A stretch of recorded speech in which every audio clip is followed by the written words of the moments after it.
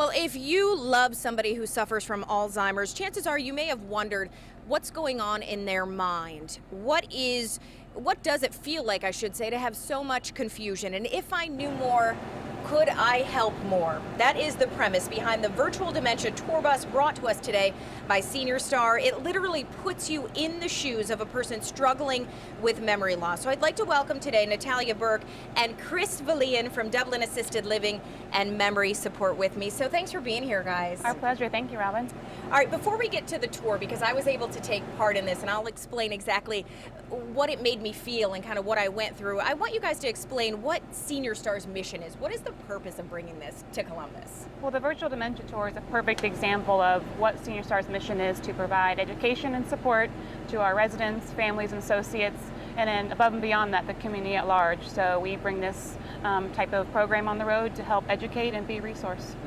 And I was reading, I mean, there's some 30,000 people just in central Ohio suffering from Alzheimer's. So this is an issue that, whether or not you want to admit it, I mean, it hits close to home. And a lot of people will suffer at some point, or have a loved one suffer from this disease, right? Unfortunately, over 5 million people in the United States live with the disease. 1 in 9 adults over 65 have Alzheimer's or some type of dementia. So if it doesn't affect you directly, unfortunately, it may affect someone you know in some way in your life. So having this opportunity to create empathy and education on the matter is really important to us. All right, so the bus behind me, the big RV. Chris, what is the purpose of this? So what we have behind us is through a partnership with Second Wind Dreams, Dublin Retirement Village, as well as Dublin Assisted Living and Memory Support. Really, we have had this program at Dublin Retirement Village for years, but with the expansion of the campus, with the Dublin Assisted Living and Memory Support, we also took our relationship with Second Wind Dreams to the next level. So we got this mobile virtual dementia tour, and now we're able to bring it to the greater Columbus community. All right, we're going to watch some video of me kind of getting suited up. So what was the process that I went through as I got ready to take this tour? Sure. So we started with warming you up, alter your senses, because it is crucial as you're coming in, doing different tasks, that you have that some of the physical symptoms that a person with dementia, and more specifically Alzheimer's, is going through. And so we had a general set of rules that we had you go through as well, so you knew what you were able and what you weren't able to do. And I could say, so my senses all altered. So I go inside and I was told to perform some daily tasks, some things that anybody on any given day would be expected to do. And as I went in there, I found myself having so much anxiety, so much confusion, and you saw me getting suited up, so you can see kind of all the things that I had to deal with as I'm trying to do these things. And all I remembered thinking was, I can't wait till this is over. And it gave me such empathy, which is what the purpose is, because these people, the people who have dementia, it's not over. It doesn't end. They don't have another reality to go to.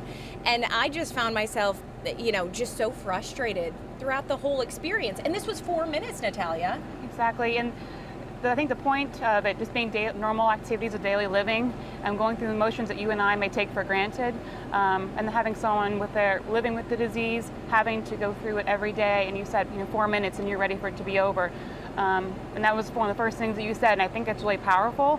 And the poor people that we are caring for, and the people who are living with this disease, don't have that opportunity. So creating that compassion and empathy for those living with it helps people to be more patient, tolerant, and better be able to care for someone living with the disease, because they have a better understanding of how the struggles emotionally and physically they may be going through. And when I came out, we kind of went through a sort of debrief, and you told me how I did. I didn't do so well, Chris, did I? Well, you did great, because you were an open-minded participant, and you did the best that you could, and you were open-minded. So it's not about the tasks themselves, but the emotions you were going through during the simulations. So Yeah. you did great. Well, thank you. I finished one of the 5 One of tests the 5. was what I did, and you observed me, Natalia. So it's interesting, the whole thing, and I think anybody would learn from it. They would be able to kind of go through this and get something out of it. So you guys are bringing this to the public, right? Absolutely. So ever since we launched this, we've gotten an overwhelming response, and with that, we're actually opening up to the public on November 3rd. It's a Thursday between 1 and 3 p.m. that we have it open to the public.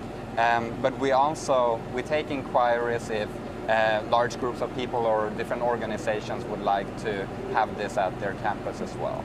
All right, Natalia, Chris, I want to thank you again. Just call that number on the screen to register. It is a truly eye-opening experience. I want to thank you for bringing that to us. My pleasure. Thank you for having us.